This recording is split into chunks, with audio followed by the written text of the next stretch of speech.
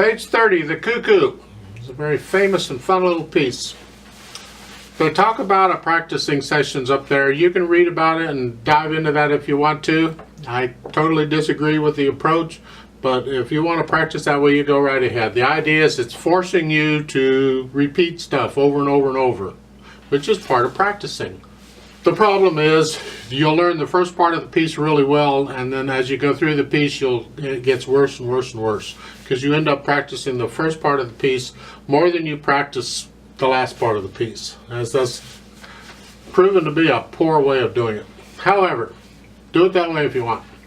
I want to talk about this piece. It's in the key of G major, got one sharp, 4/4 time, says vivo for vivo is like fast, it's like vivace. Vivo is just really quick. So that comes way later. After you learn it first. Now you have this pattern in the right hand going. And I'm rotating here, I'm not trying to use the fingers.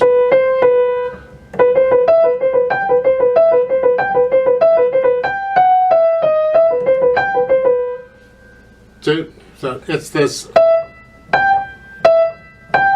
is what we're after, and it'll come out by itself. You don't have to make it happen. But it's the fingering. Second line, last measure here. I recommend a 4/3, and then on the third line, first measure, it's a 2/1. The reason is because this is a fast piece, and we need to finger it in a way that accommodates a lot of speed, and this does that. You have to learn the fingering first, so it's like so. And again, third line, first measure, the last two notes, 4/3, and then a 2/1 on the next measure, and then you can come down with a 3.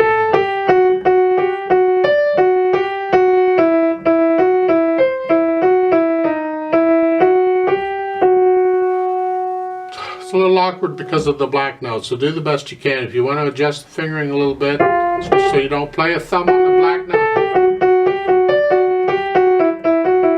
instead of this third line last measure, you can play second finger on that. If you're using fourth finger on the A right before it,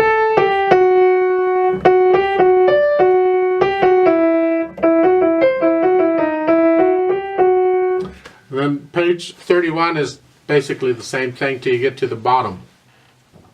You're here.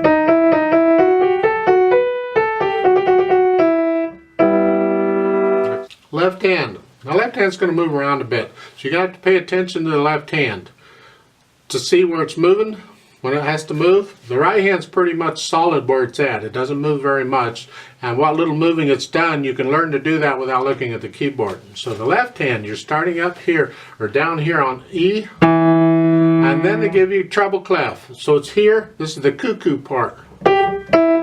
Staccato accent. Again, and then stay up there.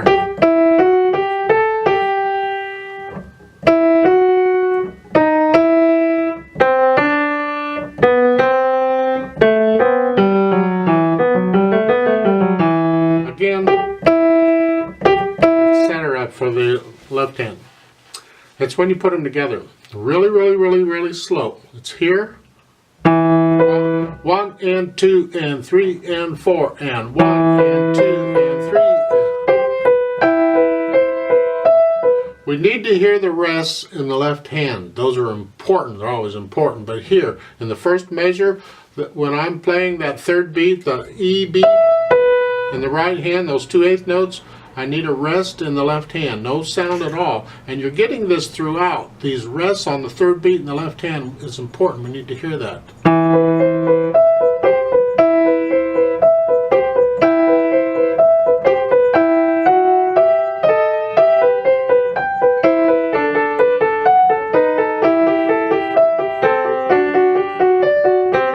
Etc. So work that out really, really slowly. So watch out for these little details like the rests and the dynamics, because the dynamics are applying to the left hand. Keep the right hand in this case really soft, so it's here. And this is soft.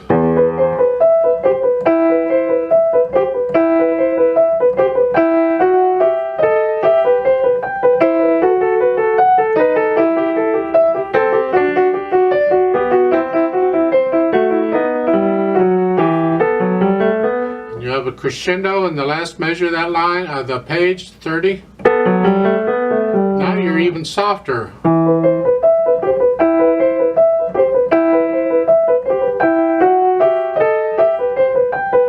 And then you're coming down what you did before till you get down to the last line. You're here. Draw. You can't start very soft and get softer here. You got to come up a little bit, but just because you started the page at very soft doesn't mean you're going to stay there for the whole page. You can come up and down as you go through the page. So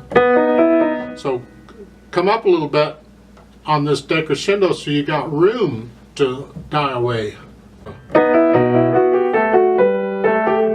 then here, one ienda. One ienda, two ienda. You have to work that rhythm out. Now, the last chord. We don't need to finger this way. This is very awkward because you're here. The last note in the next last measure, you're here in the right hand, and then here. That's unnecessary. So I suggest we come here to here, and just play the B and the E, because you can go here. Okay. The G will catch with the other hand. It's there. Actually, you could catch them all with the other hand. You could go here. And then you only have to play the E in the right hand. So the last two measures is here. And that's how I would recommend doing it. Just because the notes are written in the upper staff like that doesn't mean you have to play it with that hand. Some people actually believe that, and I don't know where they come from. There is no rule that says that. The only time you may have to follow that would be if it's an etude, and that's part of the etude. Otherwise, you play the notes wherever they're comfortable for you. Now, vivo means this is going to really move.